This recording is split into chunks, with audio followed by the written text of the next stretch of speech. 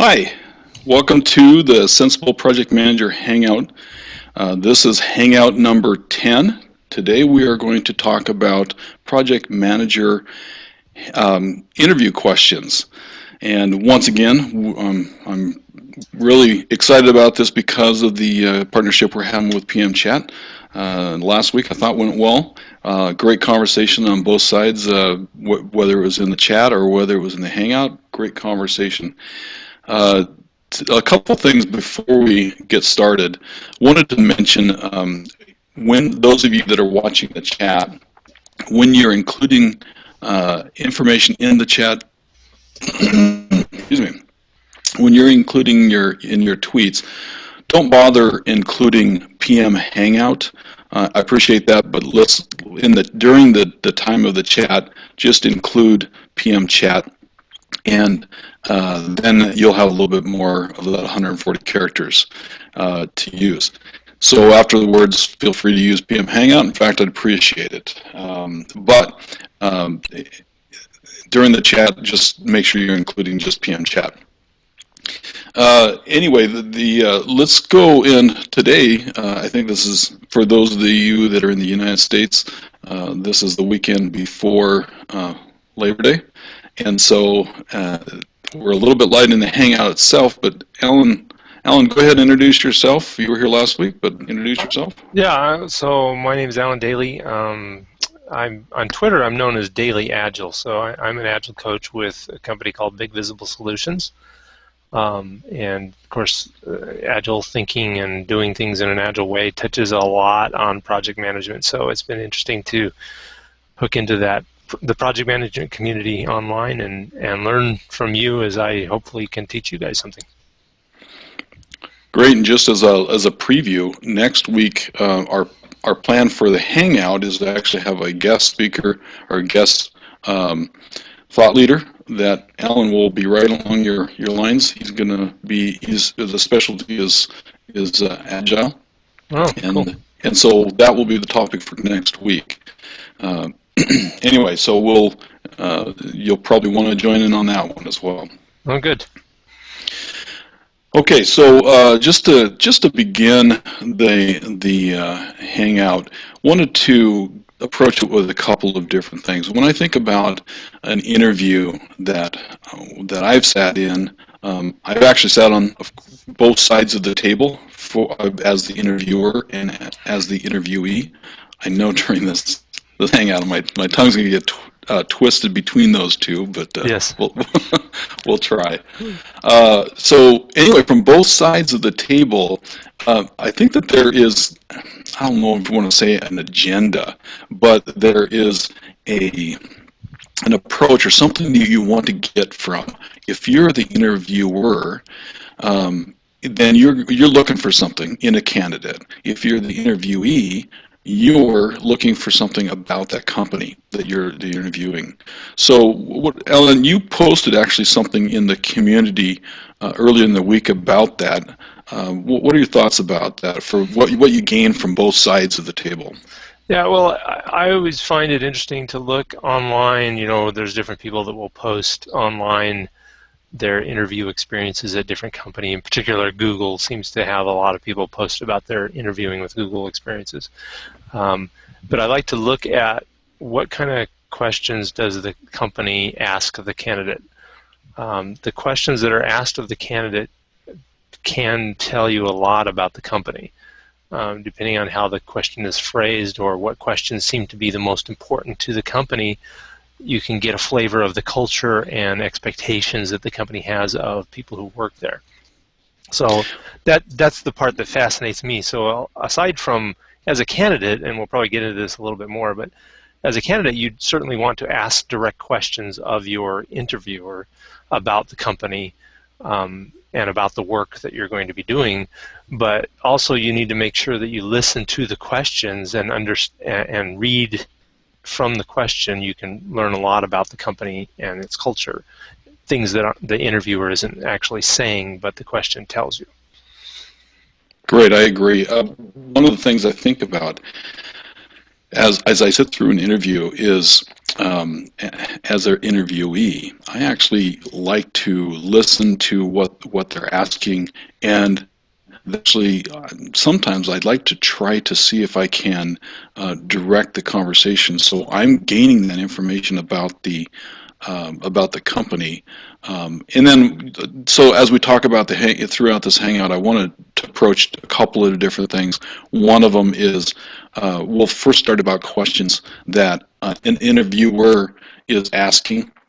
Um, Whether you've heard it being asked you as one that's being interviewed, or what you've been on the side of the table, I want to ask those, and then I want to reserve at the end a little bit of time for us to talk about what kinds of questions an interviewee might ask to the interviewers. Okay. So we'll approach it that way. Um, so the other thing, as we talk about these different questions, I've got a list of them, and hopefully, Alan, you have, and I know on the chat there will be some questions. Unfortunately, we don't have anybody that is really monitoring the tweets. I'll do my best, and if Alan, if you could, yeah, I've got them up in a different window here, and we'll see if I can follow along too. Okay, so if we see some options, and anybody that is out in the chat that can join us and be willing to help monitor those chats, I welcome you to join. If you haven't received an invite, I'll send out an invite to you.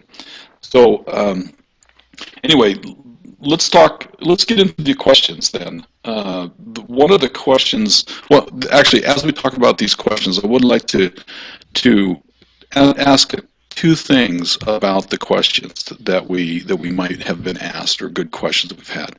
And one of them is, when the question is being asked, what is the I guess the nature, or what is the interviewer really looking for? Why are they asking that question? So for each question, I'd like to talk about that, and then also from the point of view of somebody that's being interviewed, how we might answer the question. So does that make sense? Yep, that's good. Okay, so actually, I'm looking at the question. Let's see. PM chat says first question in and is in just a moment. Okay, they're just talking about what we've said. So I will start out with one of the questions that that I am almost always asked. That sometimes is, and as we talk about these, there's a lot of questions that are more generic. Tell me about yourself, that type of thing. One of the questions that I get asked almost all the time is, can you tell me about your project management leadership style? Have you ever been asked that question? Yes. Style. The question about style is an interesting one, where if I can talk about what the interviewers might be getting at, is they're trying to understand different flavors of project management, or whatever work you're doing. They're trying to understand if you're someone who is more directive. Are you someone who's more Socratic? In other words, you just ask questions to try and direct someone to the right way, or other different flavors of style are probably important to the interviewer to understand if they can fit into the culture of the company and the way the general style of the company is. Yeah, I think that to me, you're right. As I'm asked that, really the person that is being asked, that is interviewing, is they are searching to find out, is this person going to fit into our culture? That culture is really a big thing to really make sure that the match is going to happen, and our leadership style really drive that, in my opinion.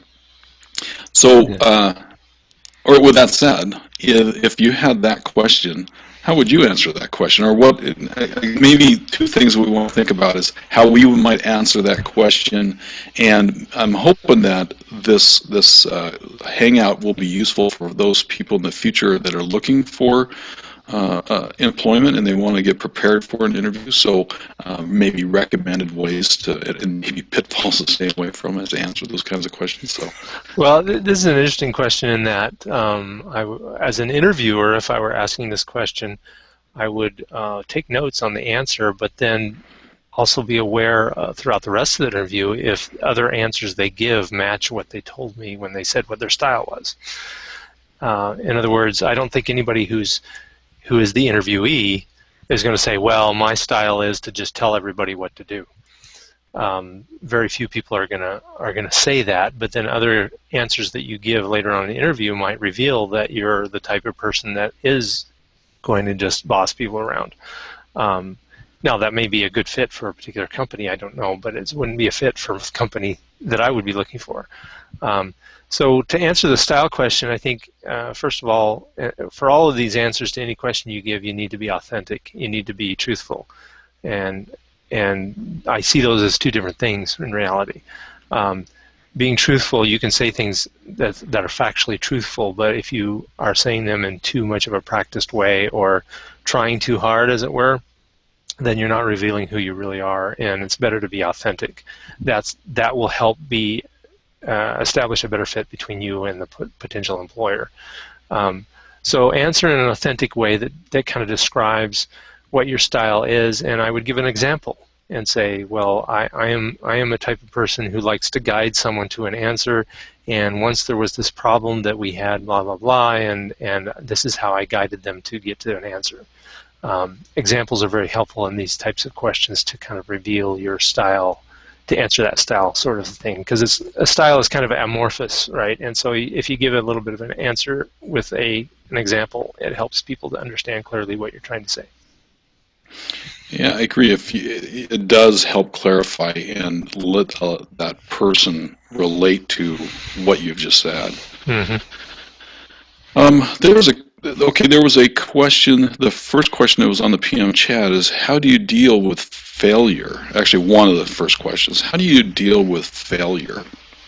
To me, when I think about that, when an interviewer is asking that question, the reason why they're asking that is they want to see, are you the type of person that's going to get all flustered when problems start occurring in a project, because none of our projects go perfectly as planned.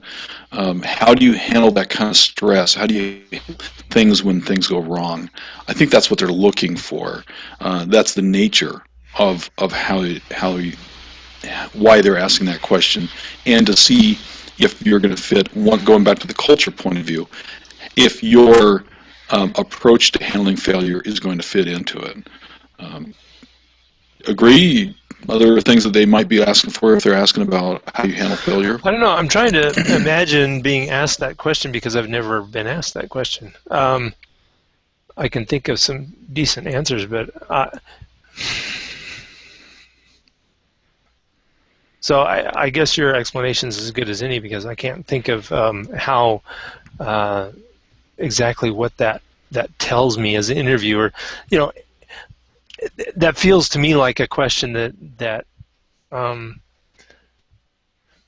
like to ask questions of interviewees. When I've been the interviewer, I've tried to ask questions of the interviewees that draws something out of them about their real experience and what they really think and how they really feel. And this question, how do you deal with failure, seems too shallow to me somehow. I would be asking questions about how do you learn, how do you deal with a difficult situation, such as, and then give some sort of example of a difficult situation, trying to draw the interviewee into a scenario where they can actually reveal some examples and some specific actions they may have taken in the past. A good answer for how to deal with failure, at least in my mind, is to talk about how to learn from failure. So, and to talk about perhaps the benefits of failure. Failure it really is the best way we learn and discover, and you can expect failure when you're going after brand new, innovative things. If the employer is asking me to be innovative, I'm going to run into difficulties and problems and failures. and it's my job to learn from them and use them going forward. Do you think that an interviewer is going to ask that question potentially to find out if you're going to try to say something like, "I never have a failure on my project"? That could be, yeah. They're trying to look for someone who's full of bravado and a little bit too optimistic, maybe, or whatever. Yeah. Yeah, or to me, that one of the things that they might be fishing for is, yeah, is this guy going to be straight up with us in not only in this discussion but also in the future? Is he, if something's going wrong, is he going to be hiding it and keeping that failure, or those issues that are coming up, away from everybody else, and not rising the issues up when they need to? Right. Right. Yeah, I would think a good answer to this question is also is what you've just talked about, is that you make sure you don't have any surprises, right? My goal as a project manager or anybody doing work is to make sure the people that are depending on me are never surprised by what is happening. And so that means being transparent and revealing things early in the process as soon as I know there's an issue or a problem that I'm not getting through quickly. So that might be a good answer for this question. Okay. Kind of related, Barry Hodge asked another question on Twitter. Tell me about a project that did not go well and what you would have done differently. This kind of is the type of a question, I think, more probing in what kind of going to your point. Yeah, that's a good question. So from a point of view of when I'm asking this question, what is it I'm trying to get to? I think as an interviewer, you're trying to get to their capability for recovery from difficult situations. You're also trying to see, at least I would be trying to see if they're going to be authentic with me right here and now. Are they, confidence is an interesting attribute in that many people think of confidence as a bravado, like we were kind of mentioning before, where I know that I can succeed in any situation. But personal confidence, to me, also requires that I'm willing to talk about weaknesses and failures, that I'm confident that in talking about them, I can improve them or do something about them. So as an interviewer, if I ask this sort of question, saying, tell me about something that went wrong and how you handled it, I'm looking for someone to actually kind of maybe bare their heart a little bit and say, this was something that I did. I made a mistake. Here's the mistake. Here's how I recovered from it. Here's the consequences and the goals and success of the recovery. That I can look for some authenticity, truthfulness, and confidence in themselves to be able to learn from their failures. I've actually been asked this a couple of times, and I'll even say one of the answers that I gave. I actually, going back to your point about giving examples, I had a very specific project that, and this might rub you an interesting way. We'll see how it goes. This particular project was a software implementation of a travel software for a company I worked for, and because they were way back in the dark ages of how they managed traveling there, those folks that they did travel. And so they were looking for a solution. Management decided that we were going to do this implementation with an agile approach using Scrum. Mm-hmm. And there was a couple of things that were happening during this approach. It became very clear to me that the product owner didn't have an understanding, it didn't have an agreement across the organization as to what the vision was. So the vision of the project was really, really poor. And as we went through the process, essentially, long story short, the project failed. I couldn't get, as a project manager, I couldn't get the executives to really agree on what the vision was. And so and the part of the question would be, is what would I do differently? I would work with the the project champions and the executives to make sure that we have an agreement on what that vision is before we march forward in doing the project. So Yeah, that was an example of an answer that I gave in an interview on that question. yeah, that's good. That's a good example. Okay, do you have any questions that you wanted to bring up while I look at the chat? As an interviewer, I have I have two key questions that I really like to ask, and maybe we'll get to both of them as we go here, but I'll give one right now. One of the questions I like to ask people is, I'm seeking a way to gauge how the interviewee works as a team or works with others. And so one of the questions that I like to ask is to ask the interviewee to tell me how they helped someone else solve their problem. I found as I've asked this question that I don't know, 30%, maybe even half of the interviewees will then describe to me how they solved someone else's problem for them, which is not what I asked. I asked how they helped someone else solve their problem. So to me, when I ask that question, I'm seeking for them to tell me how they were a mentor, how were they a guide, how were they a partner with somebody else in solving someone else's the problem that this other person had, in a way that they were able to give and help and work as a team with that other person or people. So everybody will say, yeah, I'm a team player, but I'm trying with this question to tell me a situation where you were a team player, is what I'm trying to get at. So that's one of my favorite questions.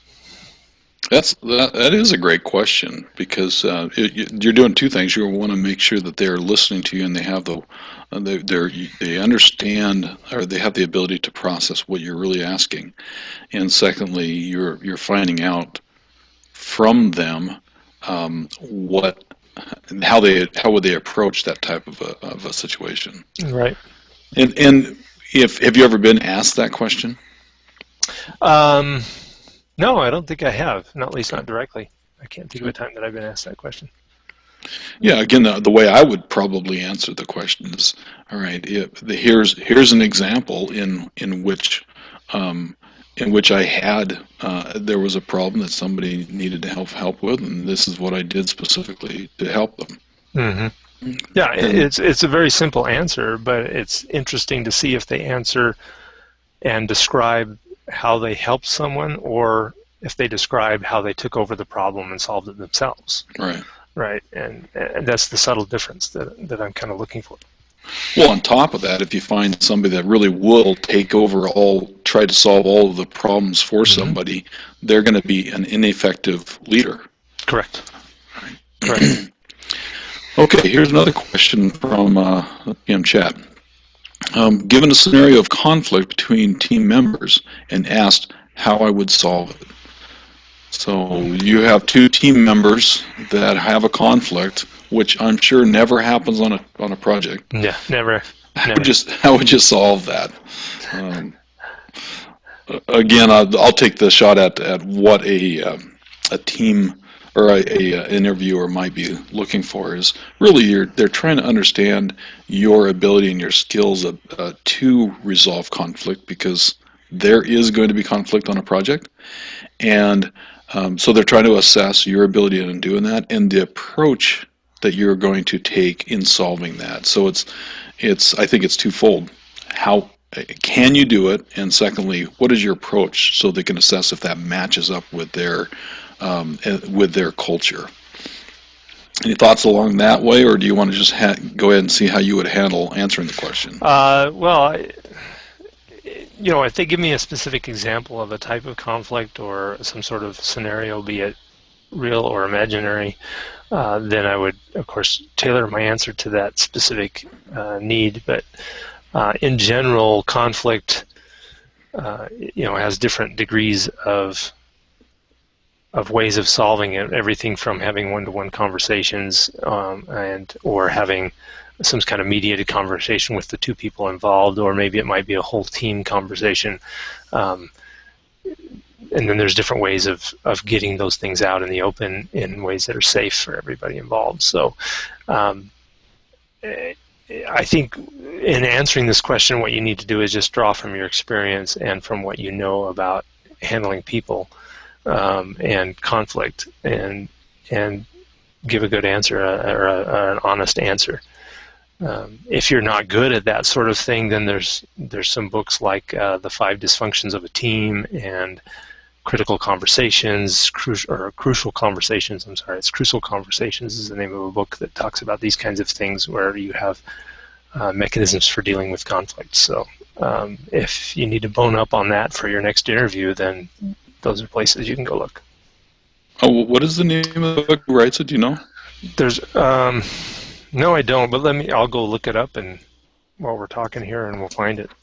Okay. Crucial.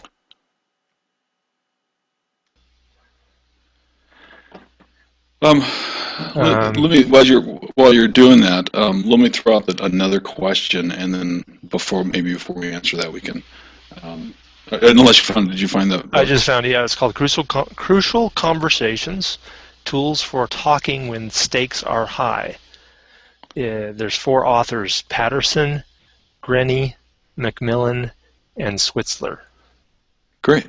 Okay. Well, I'll actually include the link to that in the notes that I put together afterwards, so that people can look at that. And as you said that that's a good book to help kind of prepare yourself for an interview. Yes. Well, it's a great book to learn the skills of handling conflict and handling those kinds of conversations where conflict can arise.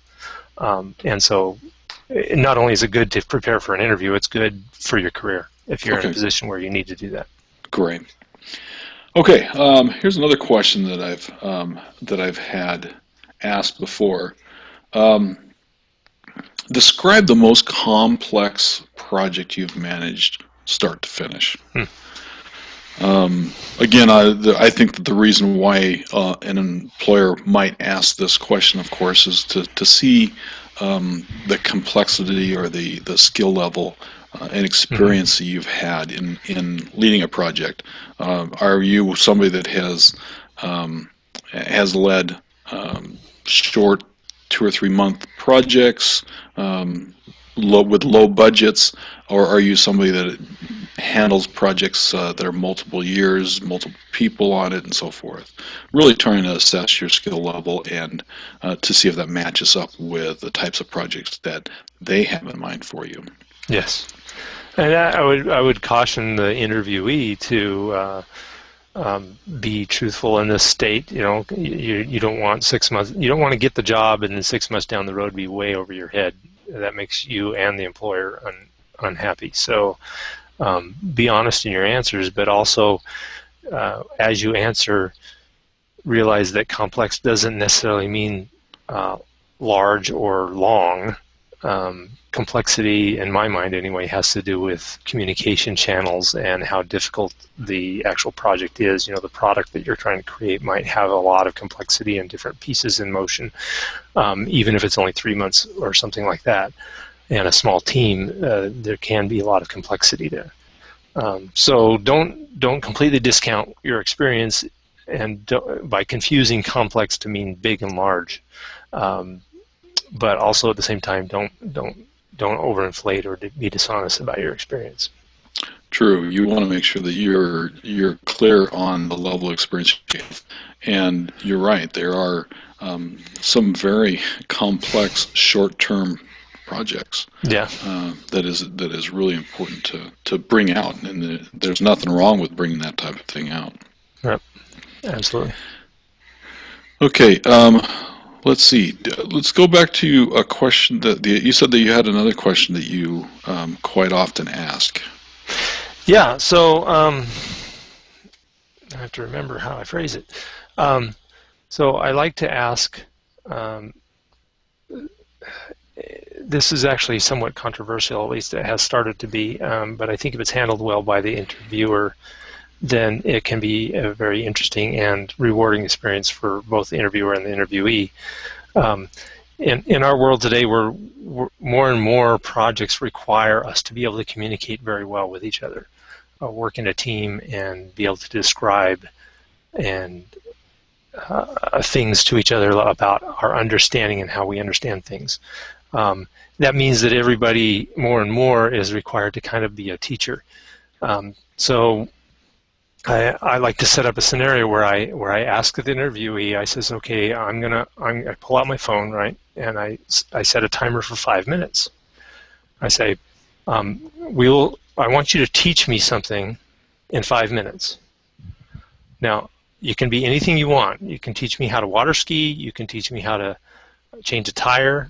You can teach me anything that you're passionate and you feel knowledgeable about. Just pick one topic or one small piece of that body of knowledge, whatever it is, and teach it to me until I can understand it. And you'll have 5 minutes to do that. And it could be anything, any topic, any topic. Something to teach about. Anything they want to teach. But I'll say I'm not going to start the 5 minutes until you tell me you're ready to go. Okay, and I'm not going to be difficult to teach, but I will ask questions and so on, and you teach me that topic, and let's see where we end up in 5 minutes. Right, and so that's the question that I ask of the interviewee. And again, and I love the question. First of all, what is the purpose that you're driving when you ask that question? Just to review that. So number one, I need to emphasize the 5 minutes doesn't start until they tell me they're ready. So I want to see, are they going to prepare, or are they going to dive right in? Right?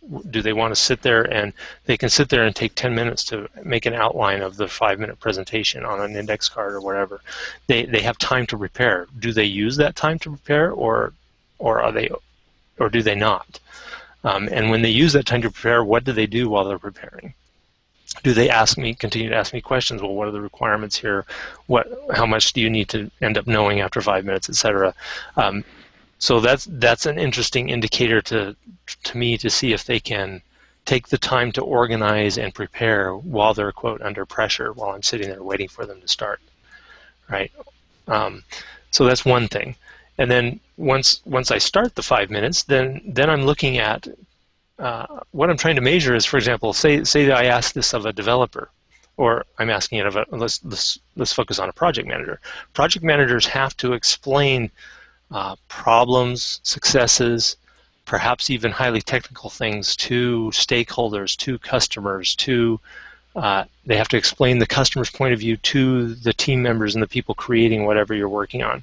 So they have to be able to teach things to people. And so I want to see, can this person explain something to me that I didn't know before? Are they able to get me aligned with their thinking about this topic?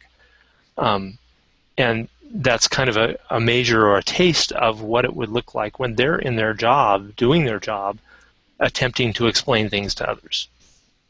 Good. So you're also kind of assessing that process that they would go through in doing that. You're assessing the ability for them to teach.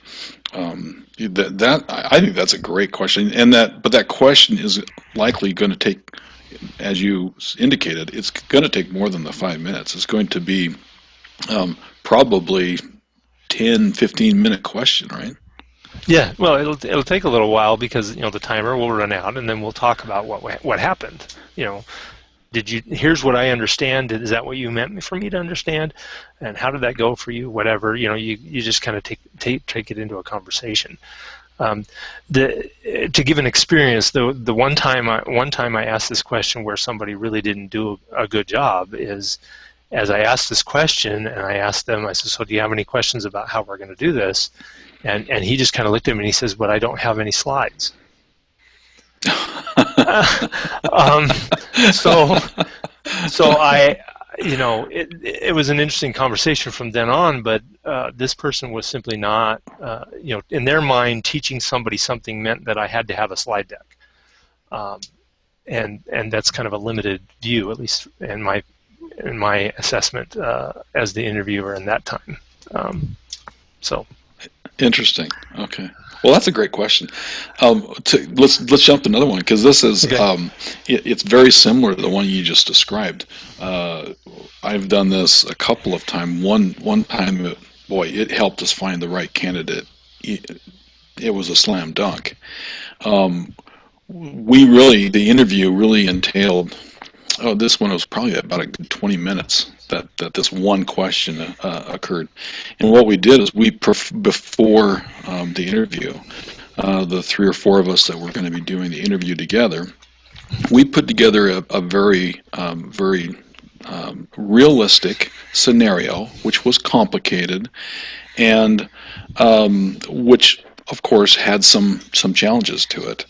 And so we asked this person to take us through this specific scenario, and we really role played it Oh, wow. so that they actually had to solve the problem, get through the whole experience in a role play type of a thing. It's kind of awkward to get started, but out of this interview, and we were very specific about, okay, this is the situation. This is, this person's a manager. This person's is a team member. Here's your stakeholder. These are the things that we're looking for. Here's the problem. And we gave them that, and we actually went through that role play. And we did this through three or four people.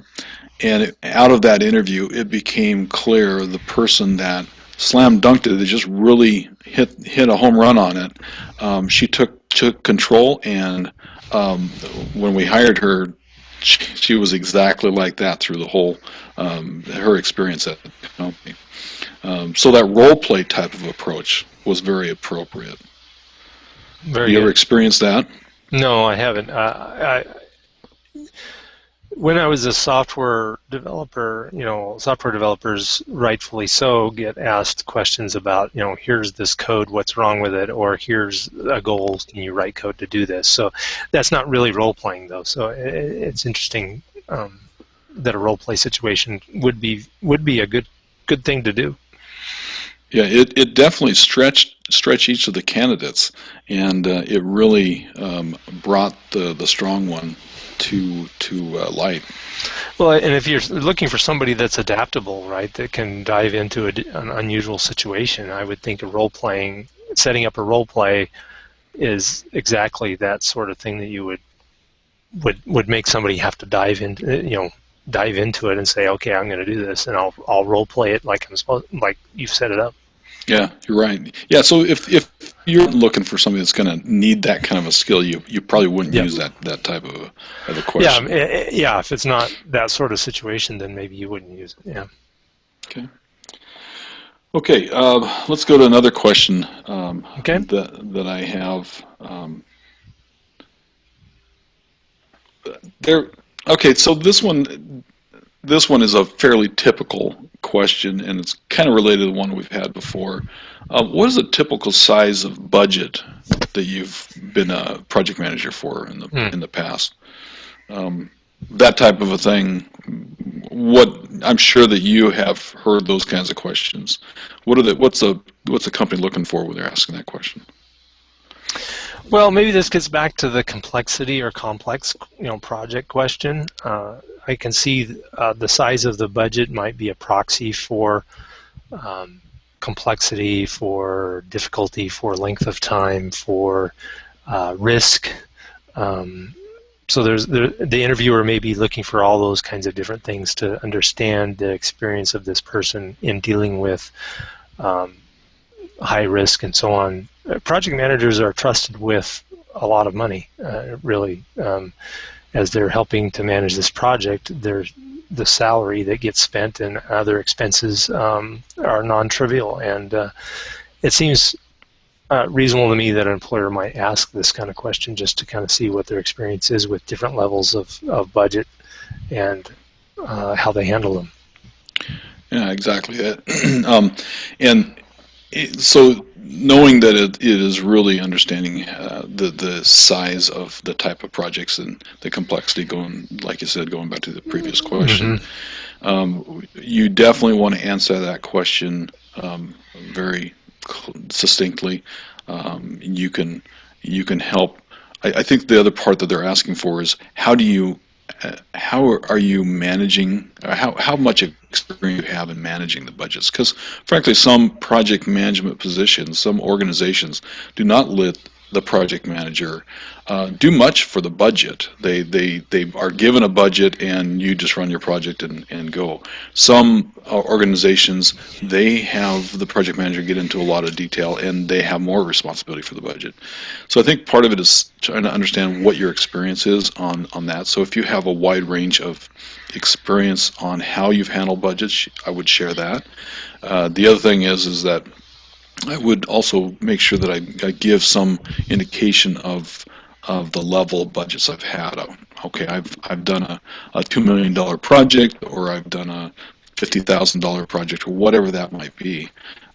Certainly answer it clearly, because those are the kinds of things that, as they do, as if an employer is to check up after the interview was done, as references, they might ask those kinds of questions of a previous employer.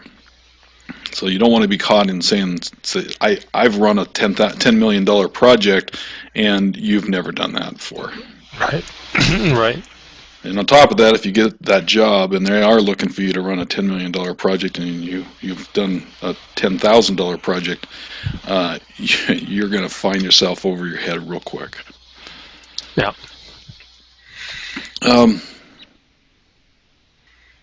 Okay, so let's see. Do you have another one? I've got some other ones on my list. Do you have any No, other ones? I didn't really make a list. I had those two, and thinking we would have 6 people on the chat, on the call, I thought my 2 would be enough. So I didn't really study any further. That's okay. This is a good question. When you first are handed a project, what are the first things that you're going to do to get that project going? To me, that type of a question is the interviewer is really looking to see what are your thought processes on how you go about starting a project. It also is kind of assessing your ability to and your experience on starting a project. And they might even be fishing for the question of, well, if I'm going to start a project, are they going to rely on the existing infrastructure or project management methodologies that the organization has, or are they going to try to be a cowboy and bring their own processes? That's the kind of thought that I have when I'm asking that question. Mm-hmm. Your thoughts, and then how would you approach answering that? Well, I think your thoughts about the interviewer's goals are reasonable and right on. As an interviewee, I may or may not know what processes this company uses, right? You're likely not to know. You're likely not to know. So I think the way I would phrase my answer is to kind of take my answer up a level above process. In other words, there might be some sort of process for chartering a project, right? Mm-hmm. But what is the goal of the charter? Well, the goal of the charter is to get alignment about what the project's supposed to do and get alignment on who's supposed to do it and all these things. So as I answer the question, I'm going to leave the kind of the process details out of it and talk about the goals of those processes and talk about how I would make sure that those goals get accomplished, right? I would need to do, for example, I would answer, well, I need to make sure that we're clear on the vision of the project, and then we'd have to make sure that we have the right team members, and we have this, and talk about the goals that need to be accomplished as opposed to talking about a specific process. Because like you said, maybe I'll say, well, I'm going to do this, and I'll do that, and I'll do this with a specific process. For example, myself, I would say, well, we're going to do it in an Agile way, in a Scrum way, but maybe if the company doesn't do Agile and Scrum, then that's kind of not the answer they're looking for. So, right, so you might answer that question with, first, you might even respond with, okay, could you tell me a little bit about your processes? Right. And I don't think that there's anything wrong in an interview if you have a question that you need to be able to craft the correct answer for. There's nothing wrong with responding with, all right, tell me a little bit more about your company. Tell me how you go about running a project, and then I can answer your question. Not that I need to tailor it to you, but frankly, I might start a project a little bit differently with your company than I have in a previous organization I've been at. Yeah. Well, Okay. so maybe this is a good transition point to start talking about what the interviewee learns from the questions. Perfect, because I do want to get into that. So I'm always watching for. It's interesting as an interviewee, and let me kind of reframe that a little bit. As a consultant, I'm a business consultant in my current work, and so I'm constantly actually interviewing possible client companies. Constantly, I often do it. And so some of the things that I like to do is, like, you go visit the company website and you see what their mission statement is, or other things that talk about the company goals. We are, quality is number one, or whatever those phrases are that are in the about page of the company or their mission statement. And then as I go into that company as an interviewee, then I'm going to listen to the questions and say, well, are the questions they're asking me reflective of what they say the company is about? Does it match? So, for example, if the website says quality is our most important goal, and then all of my questions that I get from the interviewer are about keeping track of time and making sure that everybody produces as much stuff as possible and everybody stays busy and things like that, then I'm starting to see a disconnect, saying, well, they haven't asked me anything about quality yet, yet they say that that's the most important thing. And so these are the kind of the disconnects that I look for and see, well, where is it that they say they are, but where are they really? And is that gap too big? Is that gap indicative of a problem or a situation I don't want to be in? Great. So to lead into that, I mean, Yeah. have you ever been in an interview where you were being interviewed, and at the end of the interview or shortly after that, they extended an offer to you, and you just said, "No, thank you. I'm not. I don't think I'm a good fit." Have you ever been in that position? I have, but not as immediately, not like right there where they gave me an offer. It was later on that I left the building, and the instance I'm thinking about is, as I left the building, I realized that I didn't want the job. As I was walking out, and by the time I got home, I had an email already saying, we want to hire you, and I replied to them saying, well, no, thanks, I don't think we're a good fit, and it's for these reasons. And so, as an interviewee, you have to be honest with yourself and honest with the potential employer. Yeah, I agree. I think when you go to an interview, this is as much for you as it is for the company that's looking to Absolutely. hire you. You're And you're going to do yourself disservice if you accept a position. Well, I'll even say it differently. If you're in an interview and you're not asking questions back to assess if this is a good fit for you and your career, then you're making a mistake during the interview, and the fact that you were able to walk away from that interview knowing, as I walked out that door, nah, this is not going to work for me. I think that's a successful interview from one being interviewed. And I've had that same situation where Yes. I might even been in halfway through the interview and saying, oh boy, I'll even do stuff that will get me out of the room faster. I'll start looking at my watch and just to get out of there, because I know it's not going to, you're just wasting my time right now. Right. Right. So as you're listening to the questions, if you're sticking around in the interview and you're listening to the questions, then you need to, that's one way for you to assess if you're the right fit. If they're constantly talking about budget, for example, and constantly talking about money and money risk or whatever, and that's not something you have a lot of experience in, and they're not picking up on that fact, then maybe that's something that you need to honestly within yourself say, well, I don't think I'm a fit here. It takes a lot of courage, especially, I've gone through periods of unemployment in my life, and it's very hard to say no to a job even though you know it's not a good fit. And so it takes some courage for that, and some soul searching of your own self to say to people, yeah, this isn't going to work for me, and I need to move on and go find something else that will.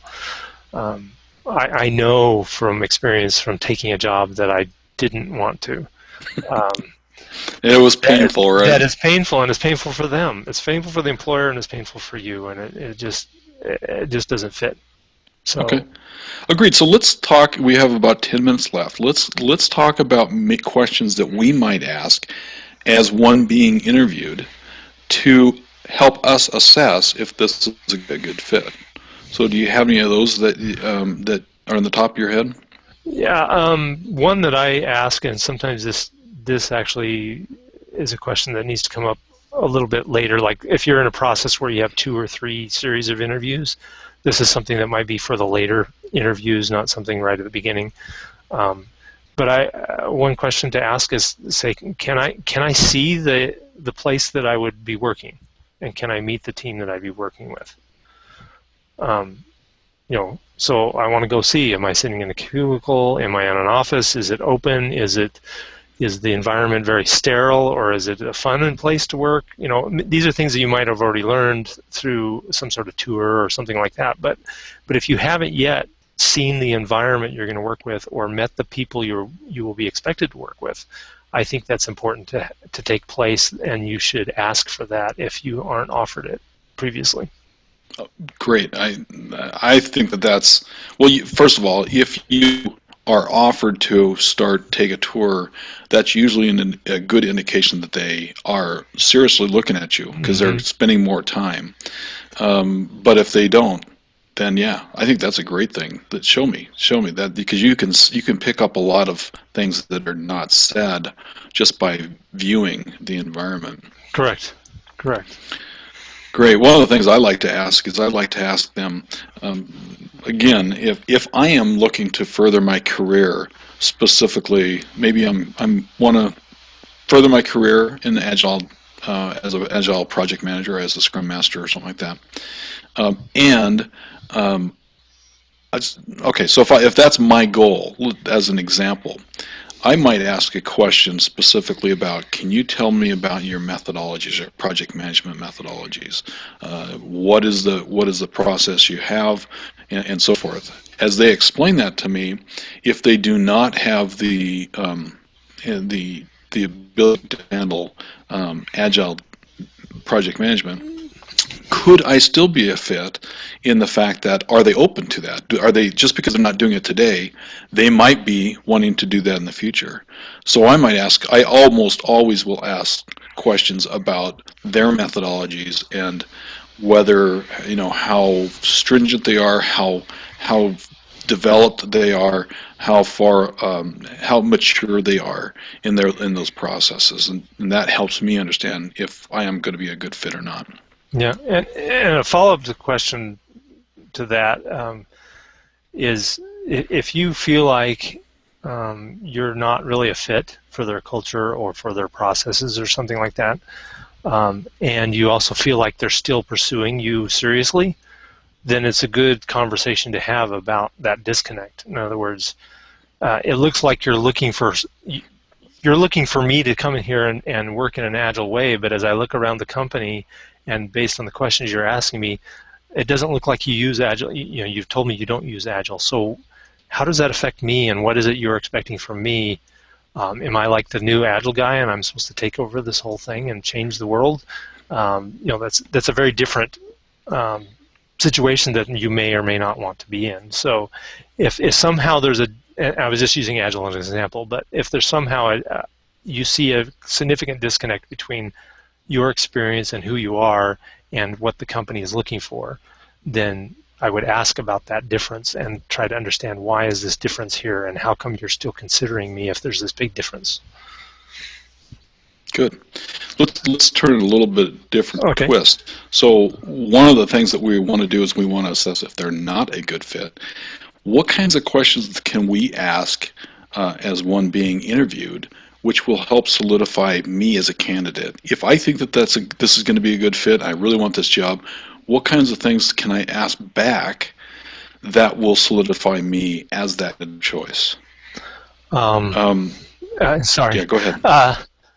I would ask about a problem that I'm expected to solve, right?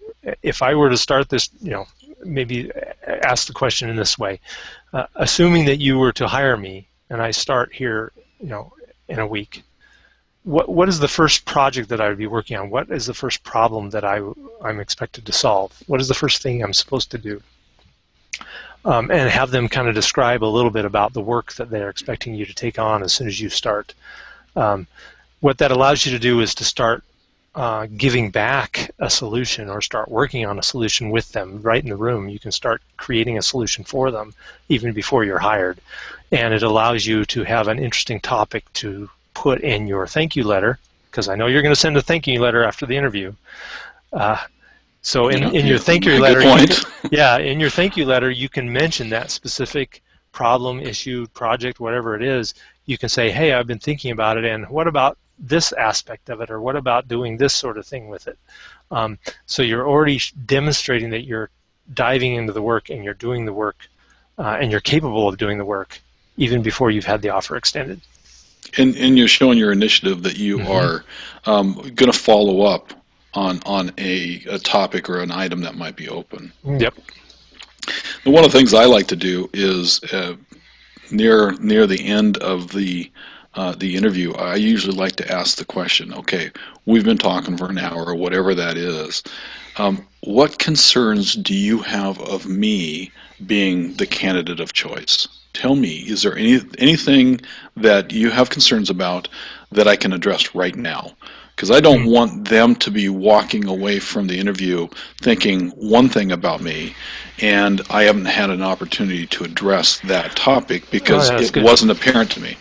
Yeah, you don't want them to walk away with a question hanging in the air that you didn't have a chance to address. Good. Yeah. That's good. That's a key one that I ask every time. Okay. So just to kind of tie a little bit of, it's been some interesting conversations been happening in the PM chat. We do have just a few more minutes.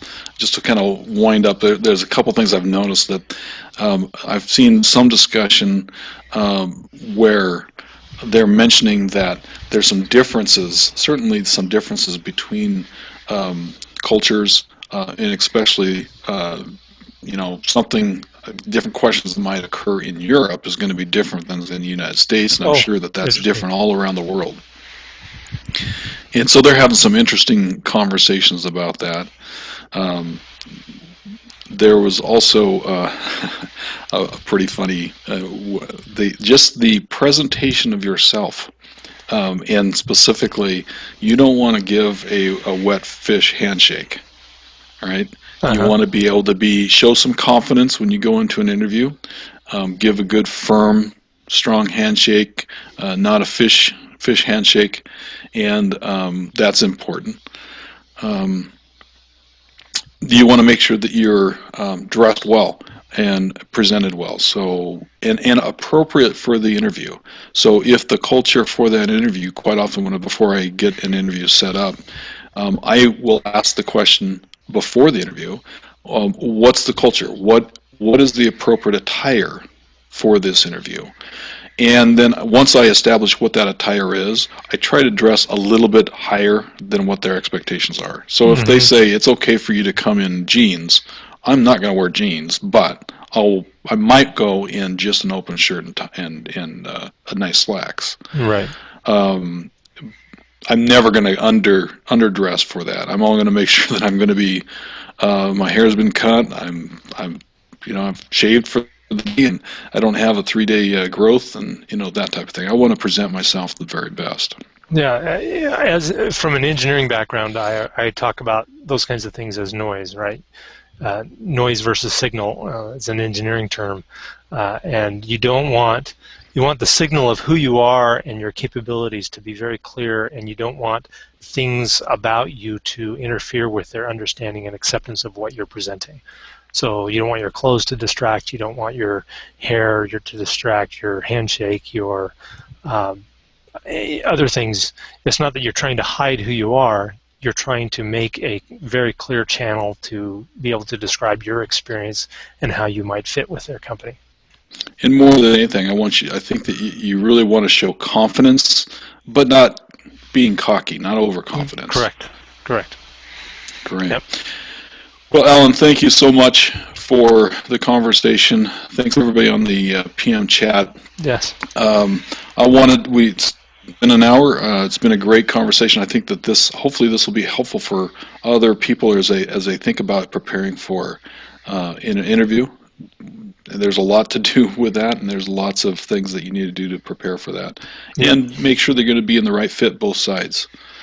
So, again, thanks, Alan. Do you have any last comments before we sign off? No, I've enjoyed it, and I'm glad when the schedule can line up to let me do this. So I think I encourage others to join in on the conversation. You don't have to be an expert; just come and talk. Exactly, and that's. I don't want these to be a bunch of expert talking heads sitting around and spouting off whatever they want. Everybody has these kinds of experiences, and we all have different perspectives. So. Yep. Great. Well, thank you. This has been the Sensible Project Manager Hangout. As this is part of the Sensible Project Management Hangout community. Come and join us on the community. We are partnering with the PM chat. It's been a great partnership so far. We'll be able to get perspectives from both, and we have the same topics. So thank you until next week. Again, our topic, the topic that we're intended to have is about agile development or project management, I guess, agile way. And we'll talk to you next week. Thanks a lot. All right. Thanks.